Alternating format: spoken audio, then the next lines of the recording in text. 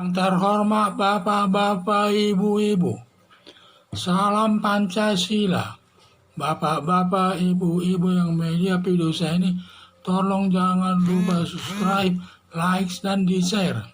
Sifatnya gratis. Pada hari Minggu tanggal 8 Mei tahun 2022 ini, saya akan mengomentari larangan ekspor minyak goreng bertentangan dengan hukum.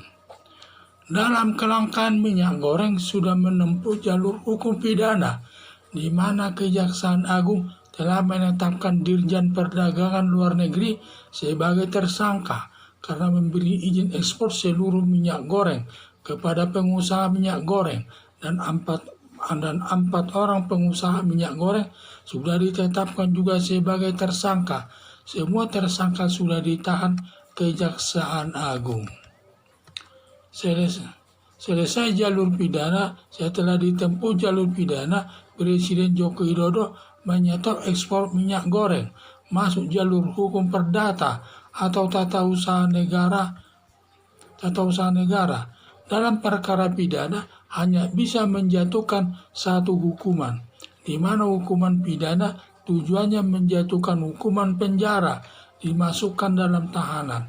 Sedangkan masalah perdata menjatuhkan hukuman masalah ganti rugi, yang kalah memberi ganti rugi kepada yang menang di persidangan.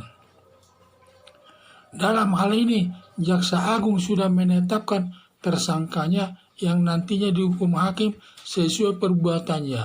Itu hanya hukuman yang dijatuhkan hakim nanti bagi kasus kelangkaan minyak goreng dan tidak boleh ditambah dengan hukuman lain. Maka kasus pidananya sudah diperiksa Kejaksaan Agung.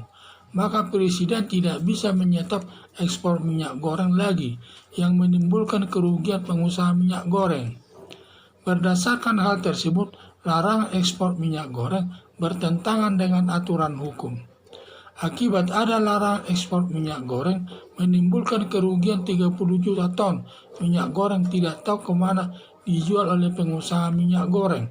Ditambah lagi 16 juta petani kelapa sawit mengalami kerugian sebesar 11 triliun karena tadinya harga kelapa sawit per kilo Rp3.000 turun menjadi Rp800 per kilo. Harapan saya, sebelum bertindak harus berpikir dulu mengambil jalur hukum pidana atau jalur hukum perdata, dalam arti menuntut seseorang agar dihukum pidana atau jalur perdata menginginkan uangnya kembali. Seperti kasus Pestri pemilu perusahaan suami istri dihukum 20 tahun dan penyitaan barang bukti diserahkan kepada negara, bukan kepada calon haji yang dirugikan. Sehingga dia memilih orangnya itu dihukum, bukan memilih supaya uangnya kembali. Sehingga disitulah dia tidak boleh menjatuhkan hukuman sampai 2 perbuatan, sampai 2 hukuman. Hanya satu hukuman yang dapat dijatuhkan kepada seseorang melakukan perbuatan kejahatan. Jadi sekarang ini di mana masalah minyak goreng tersebut telah diproses sesuai hukum pidana, di mana Kejaksaan Agung sudah memprosesnya, sudah Dirjen Perdagangan Luar Negeri sudah ditetapkan sebagai tersangka dan 4 pengusaha minyak goreng telah ditahan juga, dijadikan tersangka. Jadi sebenarnya cukup kasus ini saja yang ditangani. Ini sekarang malah ditambah di mana minyak goreng dilarang ekspor ke luar negeri yang berakibat para pengusaha minyak goreng mengalami kerugian. Ada 30 ton minyak goreng tidak tahu kemana harus dilarikan.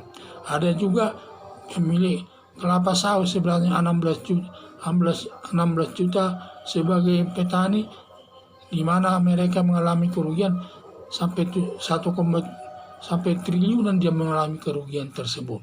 Inilah saya lihat, kalau sudah diambil pidana, masalah pidana untuk menyelesaikan masalahnya, cukup masalah itu. Jangan dikembangkan lagi ke masalah ekspor. Itu ekspor ini, kalau memang dia menginginkan kerugian negara kembali, jangan kenakan pidana. Cukup dikenakan, diperdatakan di peradilan tata usaha negara.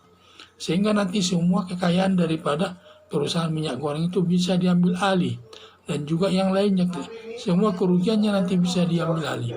Sekarang hanya masalah pidana. Kalau masalah pidana nanti paling yang dihukum dirjennya itu, kemudian jadi 4 pengusahanya itu, selanjutnya, dan juga nanti barang bukti yang ada itu hanya itu yang bisa disita untuk negara.